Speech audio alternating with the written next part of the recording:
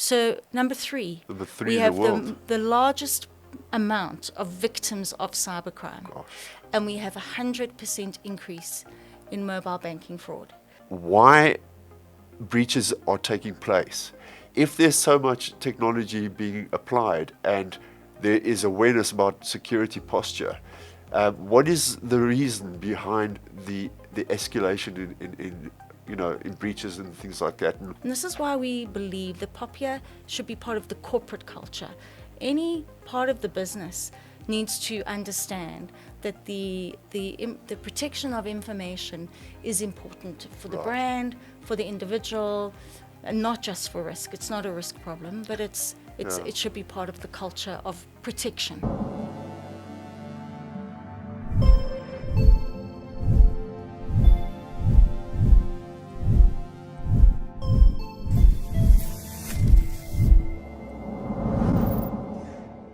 Hi everyone, welcome to ITWeb TV. I'm Chris, and today I have the pleasure of speaking with Kate Mollett, Regional Director at Commvault Africa. Welcome, Kate. Thank you, Chris. Thank you for having me. It's a pleasure to be here. Thank you. Kate, for the viewers out there that may not necessarily recognize the name Commvault Africa, could you just give us a short synopsis of what the company does and how? Sure. Yeah. So Commvault we're 27 years old. And we started in the backup and recovery space. Right. So 27 years ago, we were delivering backup and recovery solutions for enterprise organizations. Right. And how the business has evolved over the last 20 years is really as a response to the ever-changing requirements we see in the business realm. The proliferation of data being everywhere, Yes. clouds, multi-clouds, public clouds, on-prem, hybrid. There's a lot of complexity in those environments. Yes. And what Commvault does is it really allows customers to be assured that their data is protected, and managed, no matter where it resides. Right. And no matter what type of data it is, be it legacy workloads from 27 years ago, or evolutionary workloads that we see today, like Yes. Kubernetes or microservices. We're able to protect those data sets, and we're able to guarantee recovery. And more recently, we're able to work in the area of prevention Right. of cyber crime. And we are certainly bolstering our cyber resiliency features within the Commvault platform. But we're data protection and data management specialists. Right. And we ensure that businesses are able to continue operating regardless of what they may encounter in terms of breach or outage. I'm with you. So there's a lot of layers, a lot of facets to the company. But today, I think we're gonna focus primarily on the data protection side of things. Could you set the scene, if you will, in terms of what is happening with data protection locally and from a continental point of view? Just to understand exactly what it is we are trying to protect the data from. Yeah.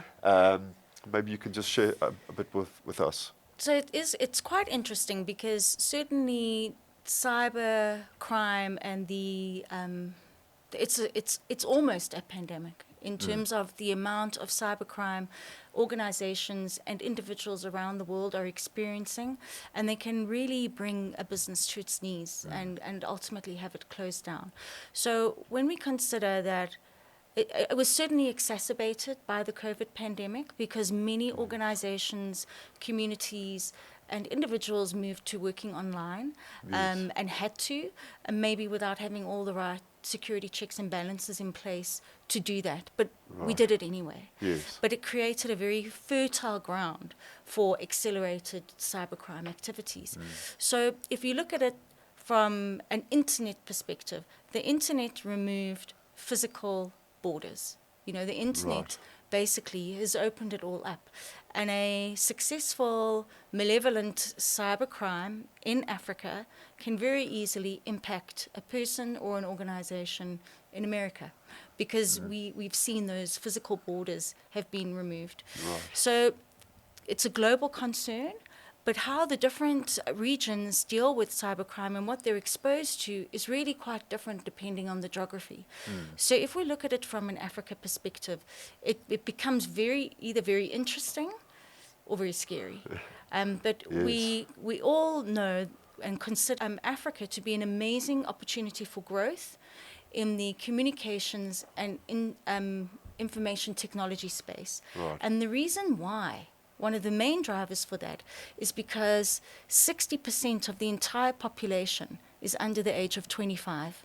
And they are very open Yes. to innovation, and they are driving this huge digitization growth. Yes. So first of all, you've got that huge community that is of an age where they're very open to technology, less nervous about technology as perhaps older people would have been. Sure. Yes. Then you combine some of the other challenges that we see on the continent, and we find a hell of a lot of innovation is necessary to resolve some of the challenges that we have, like the availability of banking facilities across the continent. Right. That has been solved with technology, and what we've seen is a proliferation of mobile banking apps and a Yes. huge adoption of people using mobile banking apps. Yes. So the African population, the amount of people that are actively online in Africa is over 500 million. Sure. It is bigger than the online community of North America or South America or the Middle East. So Goodness. we have Yes. this huge online population. And we can just look at 3 countries. So Kenya as an example, 83% of their population are online and active. Nigeria is 60%, we're third at 56%. The most common application used is mobile banking. So you look at the size of our mobile banking community, Yes. and then you look at the flip side of that coin, where there is 90% of all businesses do not have sufficient cybersecurity frameworks or protocols in place. My So we goodness. have this really open, progressive population that is looking to technology to solve problems and embracing it and being, on their devices and able to do Yes. stuff that they need to do. But it's not being backed up with the right type of security to ensure that they're doing it in a secure way. Yes. And that's not their fault.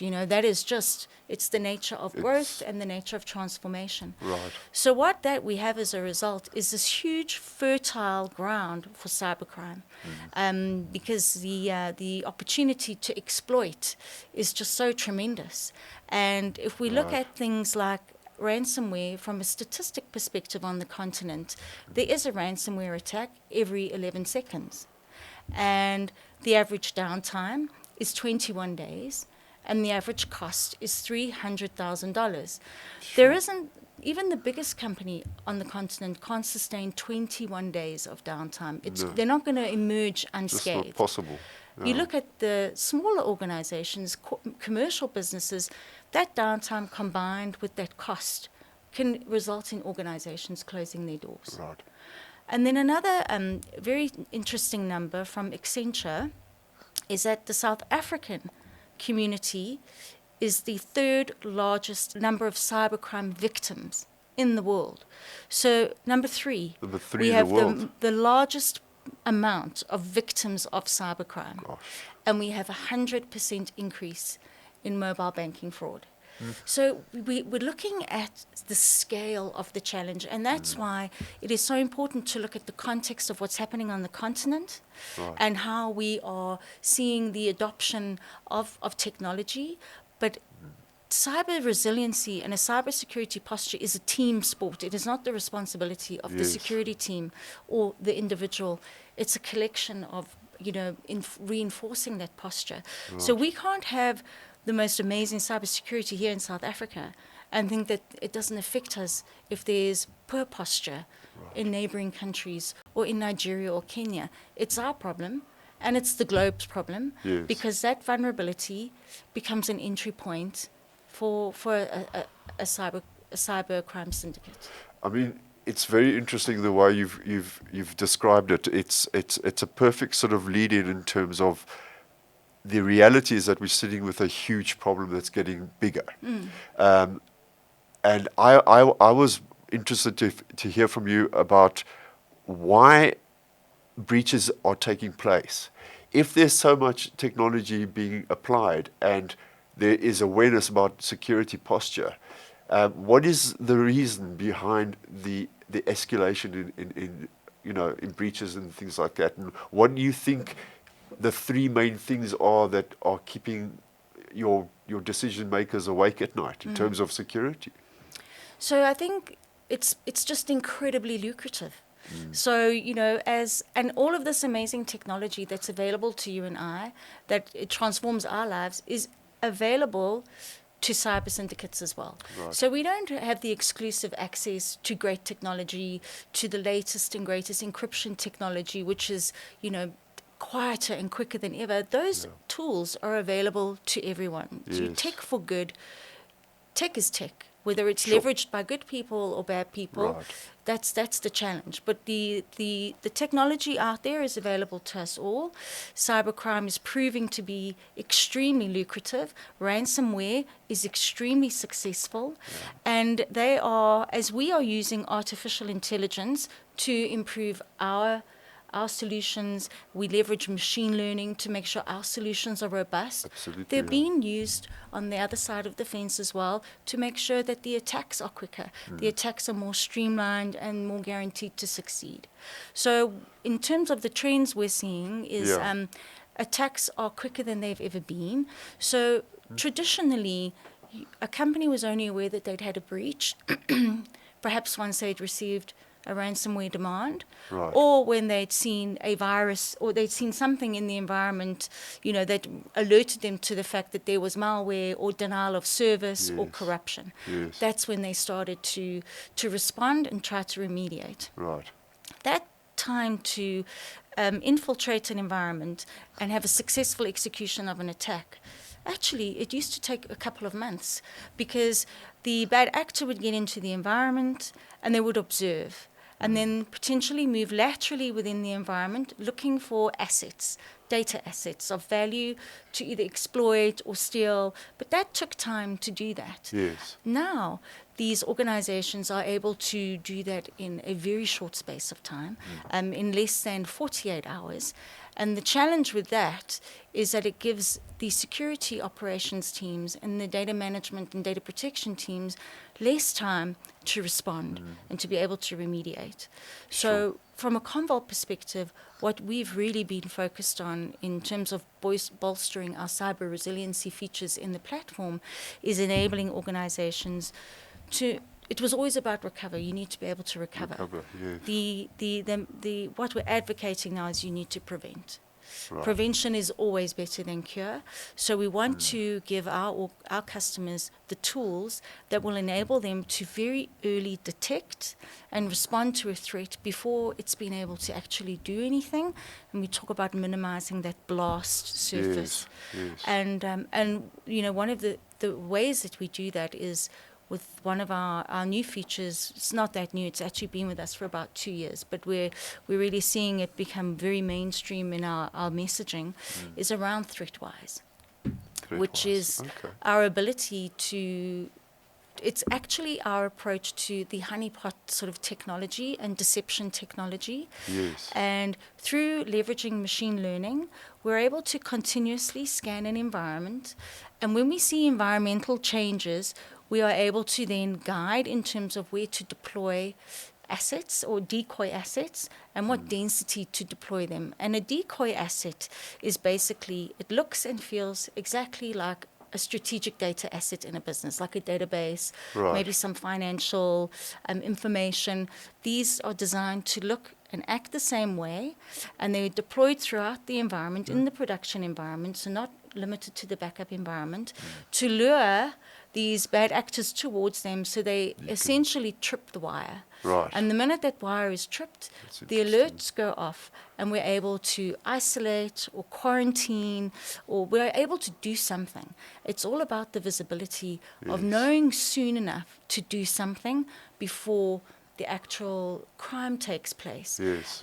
These are the kind of things I think that are keeping business decision makers awake, is how do I stay one step ahead? Yeah. They're as sophisticated and their teams are as intelligent and as driven as our security teams. Yeah. The technology is rapidly evolving.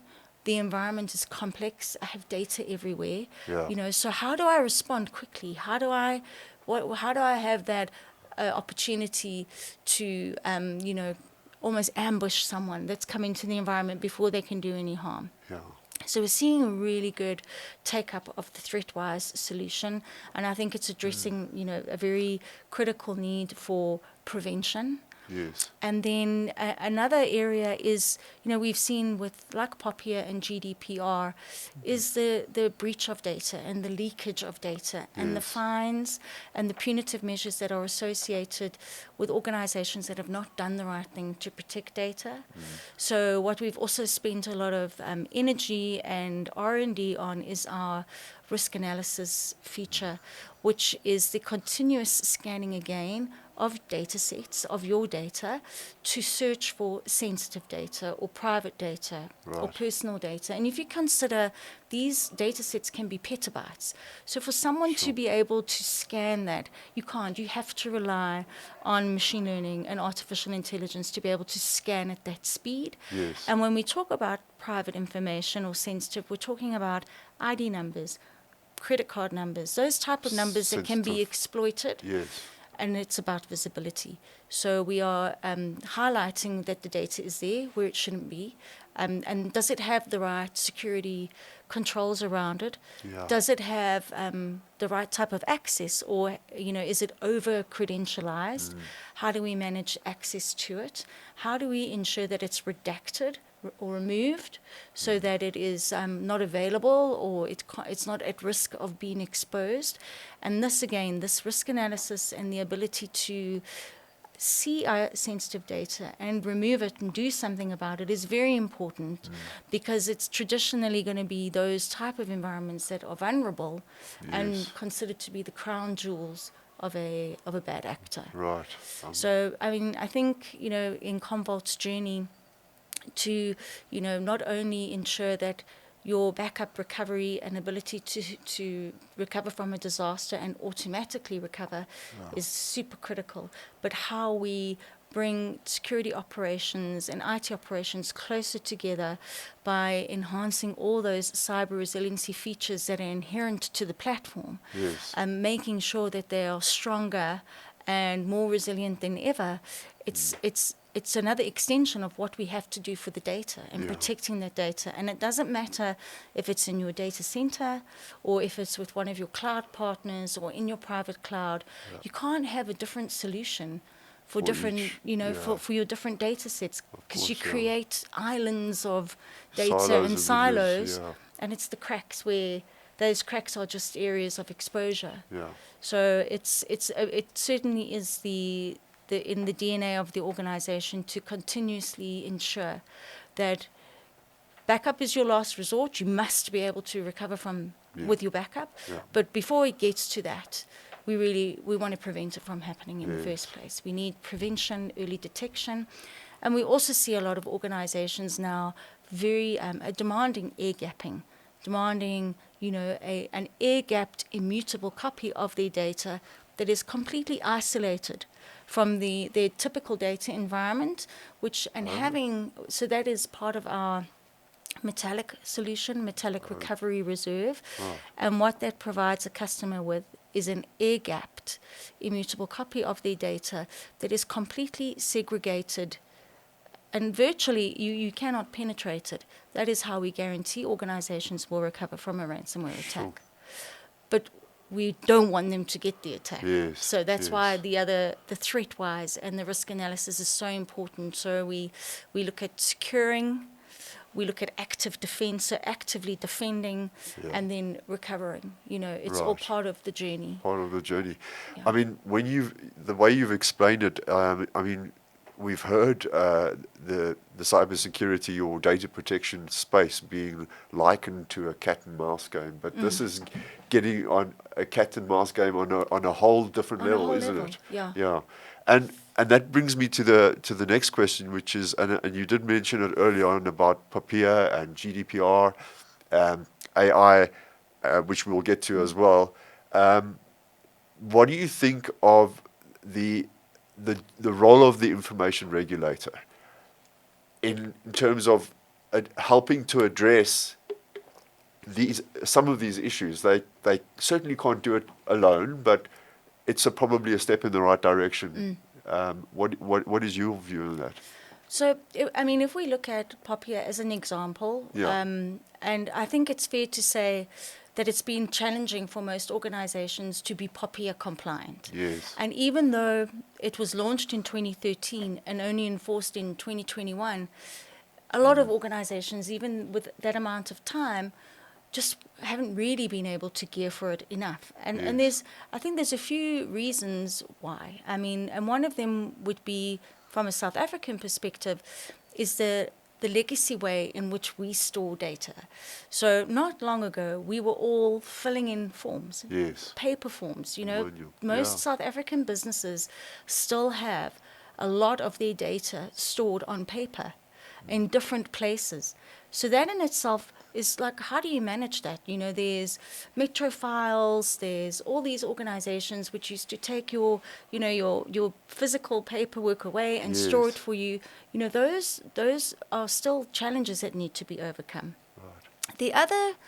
The other challenge is that, from a South African perspective, we're quite risk averse in terms of technology, and we are more inclined to be reactive than proactive. So when it came to implementing compliancy solutions and innovation around compliancy, we didn't really embrace it because we were inclined to kind of see what we can learn from the rest of the world. And perhaps, you know, we typically lag a little bit behind in terms of our adoption.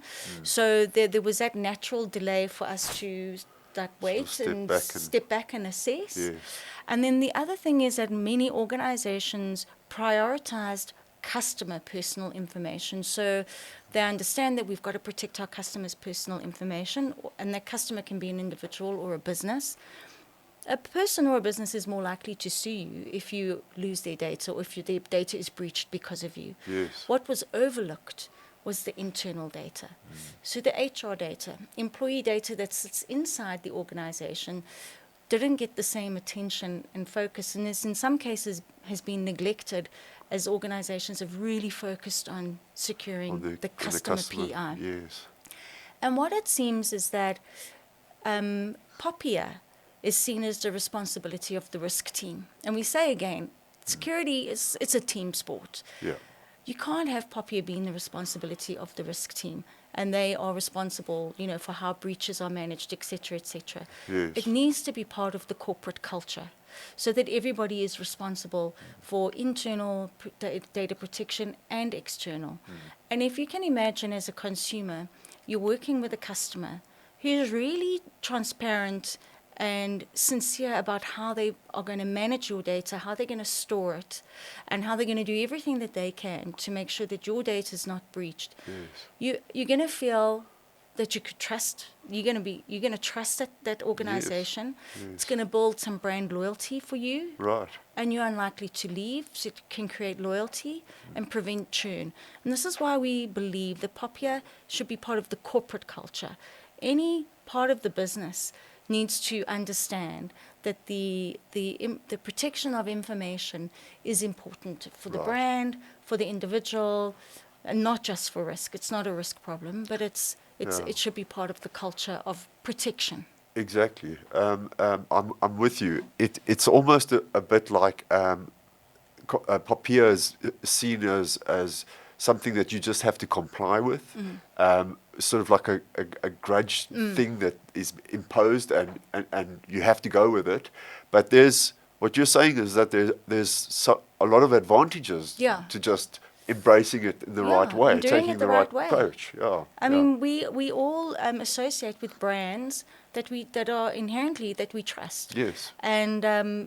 And if you can trust them with your data and your family's data, and they're doing the right thing, you are most likely going to stay with them. So it should be top of mind for marketing teams, sales teams, you know, anyone that touches the customer should be thinking, let's embrace this thing. It's not going to go away. Right. The penalties associated with it are punitive, and it's a global thing. You know, we see most breaches are because of, you know, either over-credentialized data or access to personal data, and, you know, you need to be part of fixing that to prevent to limit the risk. Right.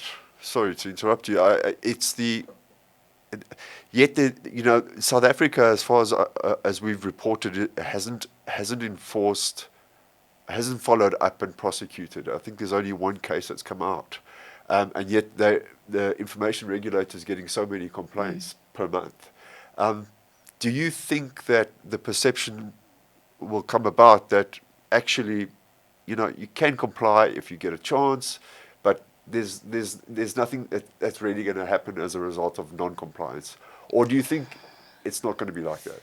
So it might be like that now, Yeah. but if you think about the Cyber Commission bill that's coming, Yes. you know, that is, I think the intention of that is to put cybersecurity on the national security agenda. Right. Because the financial losses, the damage that can be done by sophisticated cybercrime attacks can absolutely bring a country that is already struggling economically, you know, it can really, it can be incredibly demoralizing, demotivating, but it can be disempowering.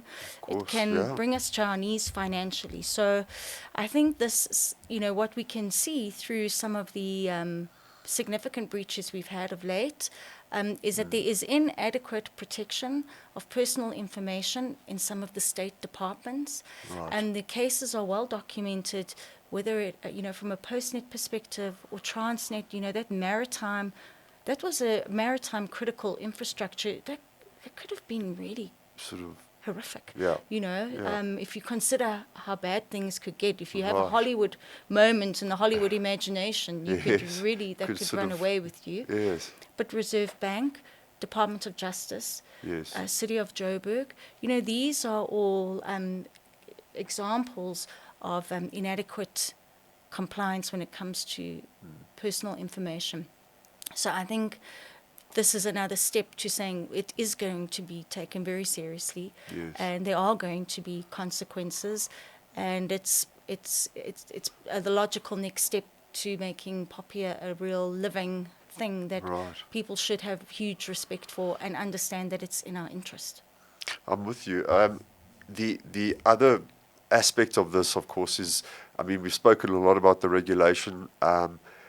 It's also user behavior, right? I mean, we've also heard that statistic that most breaches or most issues, cybersecurity issues within a company are caused internally. And we do hear that about ongoing training and awareness and user behavior analysis and those kind of things that a lot of businesses are investing in. But is it really hitting home? I'm wondering whether why user behavior is still such an issue so far down the line in terms of cybersecurity posture. So I think primarily because it's a relentless attack, you know, so, you know, users are at this sort of high state of readiness. Right. You can't always operate like that. No, that's The true. attacks are getting more and more sophisticated. So we look at online scams are still the most successful and most common form of cyber attacks in South Africa. And online scams are things like phishing, social engineering. Right. So there are organizations that are just that is their mandate, is to be able to, you know, socially engineer, to be able to launch a phishing campaign. Yes. They're using the same technology that we have to, you know, to make sure that whatever it is that they're doing is extremely slick and well executed. Right. And, you know, I mean, you talk about like business email compromise, where an Yes. email comes from the CTO or the CFO with an instruction to do something that is his address, that is in his style, Yes. and it's an instruction that's written and you act upon it, but it's been an interception of email, you know. So it's really hard for the user, Right. I think, to stay on top of it. Yes. And it's a continuous muscle that needs to be trained.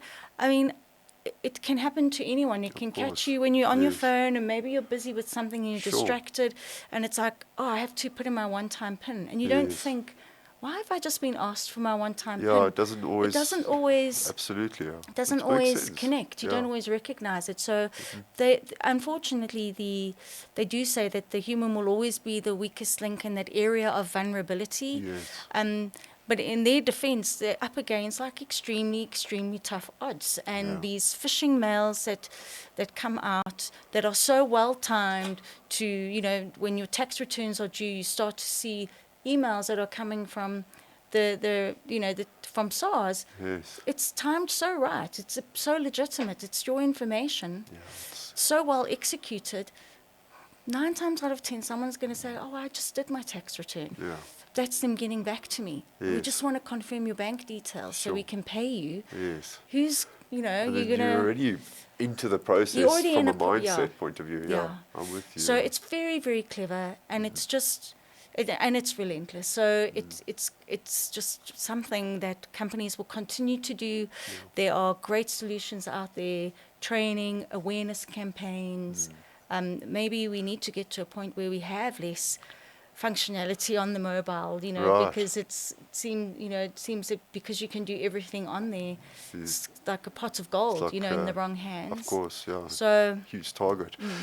So I would like to just ask one last question, and that is about Commvault Africa, its channel strategy, what plans you have for South Africa and what plans you have for Africa going forward. So, Commvault is a 100% channel organization. So we certainly, they are our partners. They help us with our go-to-market. They help us reach our customers and to service our customers. So we certainly feel that, the time is right. And we have a slogan that it's our time, because we have done so much in terms of investing in this Commvault platform to ensure that it is bringing like extremely powerful data protection and data management technology, really strong and robust cyber resiliency capabilities and features. And the time is right, because organizations have never needed it more. Our ability to be able to deliver this to organizations that have multi-cloud strategies. They want choice. They don't want to, put all of their data in one place. They want the choice to be able to keep different data in different places and treat it differently. We're saying, well, we want to enable you to have that choice. You shouldn't be at risk because you've made different choices. Yes. We should be able to protect it all the same. I think the Hard Rock Cafe said, "Love all, serve all." I guess we're the same with data. Like all data will serve all data, protect it all, and there's never been a bigger need for like really stringent data protection, data management, knowing where your data is all the time, being able to respond really quickly to a risk, to ensure that your business can continue. If you're delivering like a critical service to a community, that kind of service could be, the repercussions of it not being online could be so detrimental. Devastating, yes. Whether it's a business or a service for the community or like a government department, we have to just ensure that they can all thrive and grow and deliver the services they need to deliver to consumers who want them in the way they want them, and without compromising the data in any way or introducing any kind of risk.